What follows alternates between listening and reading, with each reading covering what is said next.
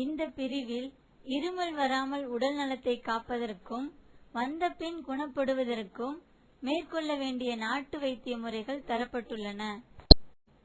சாதாரண இருமலுக்கு எலுமிச்சை ரசம், தேன், கிளிசரின் ஆகியவற்றை சம அளவு கலந்து அருந்தி வந்தால் இருமல் மட்டுப்படும். சீரகம், கற்கண்டு சேர்த்து சாப்பிட்டு வந்தால் இருமல் விலகும். கூந்தல் பனங்கற்கண்டை சுவைத்து சாப்பிட்டு வந்தால் இருமல் அறவே ஒழியும். இலுப்பை பூக்கள் ஆய்ந்து சுத்தப்படுத்தி கசாயம் காய்ச்சி அவற்றுடன் பசும்பால் சேர்த்து சாப்பிட்டு வந்தால் இருமல் நீங்கும். கக்குவான் இருமல் ஒடுங்க மிளகு சுட்ட சாம்பல் 1 சிட்டிகை, மயிலிறகு சுட்ட சாம்பல் 1 சிட்டிகை இரண்டையும் பசுவெண்ணெயில் சேர்த்து நன்றாக குழைத்து சாப்பிட்டு வந்தால் கக்குவான் இருமல் ஒடுங்கும். மறிக்கொழுந்து சாற்றை சுத்தப்படுத்தி தேன் கலந்து அருந்தினால் கக்குவான் இருமல் ஒடுங்கும். படிகாரத்தை பொரித்து சிட்டிகை அளவு வெந்நீரில் கலக்கி அருந்தி வந்தால் கக்குவான் இருமலின் கடுமை குறையும். எலுமிச்சை ரசம், தேன், விளக்கெண்ணெய் சேர்த்து சாப்பிட்டு வந்தால் கக்குவான் இருமல் விலகும். வறட்டு இருமலுக்கு சுத்தமான துளசி சாறுடன் கற்கண்டு சேர்த்து நன்றாக காய்ச்சி 1 அவுன்ஸ் அருந்தி வந்தால் வறட்டு இருமல் வராமல் போகும்.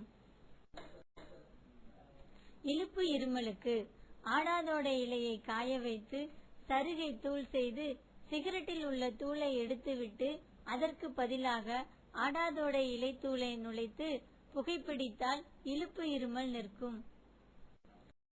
இருமலுடன் ரத்தம் வந்தால் சப்பாத்தி பழத்தை முள், தோல், விதை நீக்கி சாப்பிட்டு வந்தால் இருமலுடன் ரத்தம் வருவது நிற்கும். கபம் கட்டிய இருமலுக்கு பவளமல்லி வேர்பட்டையை கொண்டு வந்து சுத்தப்படுத்தி சூரிய ஒளியில் 8 மணி நேரம் வைத்திருந்து பின்பு வாயில் போட்டு மென்று துப்ப கபம் கொண்ட இருமல் போன இடம் தெரியாது.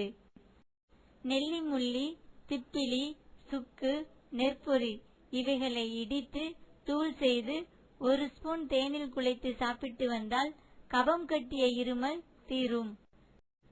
காச இருமலுக்கு ஆடாதோடை இலையை காய வைத்து தூளாக்கி நெல் பொரி சம அளவு எடுத்து சர்க்கரை சேர்த்து சுக்கு, மிளகு, திப்பிலி தூள் செய்து தேனில் கலந்து காலை மாலை 2 வேளையும் மாறி மாறி சாப்பிட்டு வந்தால் காச இருமல் குணமாகும்.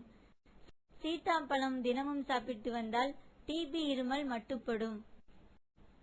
இளைப்பு நீங்க வில்வ இலைச்சாறு, துளசி இலைச்சாறு இரண்டிலும் 1 தேக்கரண்டி அளவு எடுத்து